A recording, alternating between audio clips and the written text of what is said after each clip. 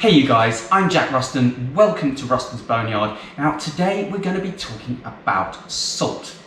Now quite often I get asked, what's the best salt to use? What salt do you use for steaks? What salt do you use for this or that? So let's have a look at a couple of these kinds of salt here. Now here I've got kosher salt, a rolled flake, and it's very, very fine. And here we've got a coarse flake, this is Malden. And then we've got a fine granulated salt, red and real salt, and we've got a coarse granulated salt, which is this is a Celtic sea salt.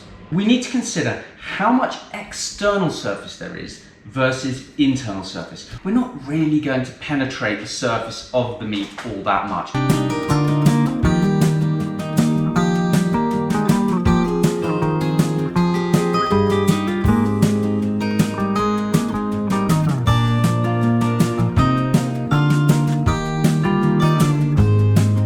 So we have to balance up the amount of salt that we're going to taste, in other words, the crust, versus the internal. So with a thin steak, you might season it a lot less than a big roasting joint like this, where I can be really, really very liberal, because when I slice a thin slice of this meat, I'm only going to have just a tiny rim with any real saltiness. And what I want is a salt that's going to adhere to the surface of the top side. Now, if I show you this very coarse Celtic salt here, if I scatter this over, what I can see is that I've got these big crystals here, huge crystals, which aren't really staying on there, just the slightest tap and they're rolling away. And that's going to be a problem. I might end up much more seasoned or less seasoned than I think I am. Now, if I take a fine salt, like this Redmond real salt, and I scatter this over, that's adhering really nicely to the surface. And the same goes for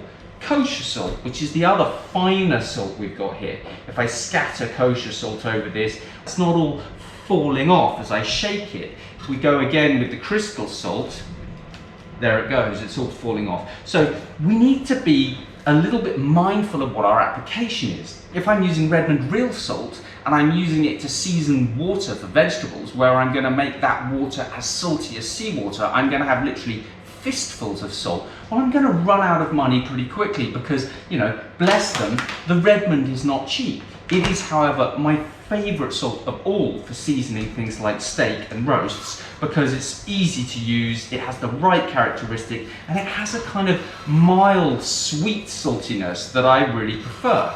Every salt you use is going to have a different perceived level of saltiness. The main thing is to understand how the salt tastes and therefore how much you need to add. The Malden, again, it's quite expensive. This is more a salt that I'm going to use for finishing on a salad. A little bit of crunch, a few flakes, a few bursts of flavour. It's not going to be an even saltiness because of the size of the flakes. It's going to come at me in certain mouthfuls. It's going to explode little bursts of saltiness.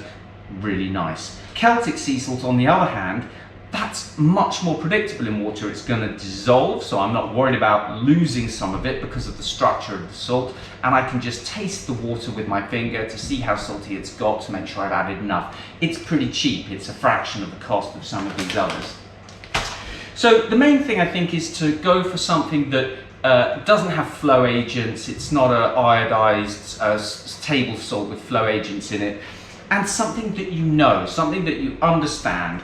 It's worth having a cheap salt, coarse sea salt that you can use for seasoning water, and then something fine. That might be kosher salt, it might be Redmond real salt.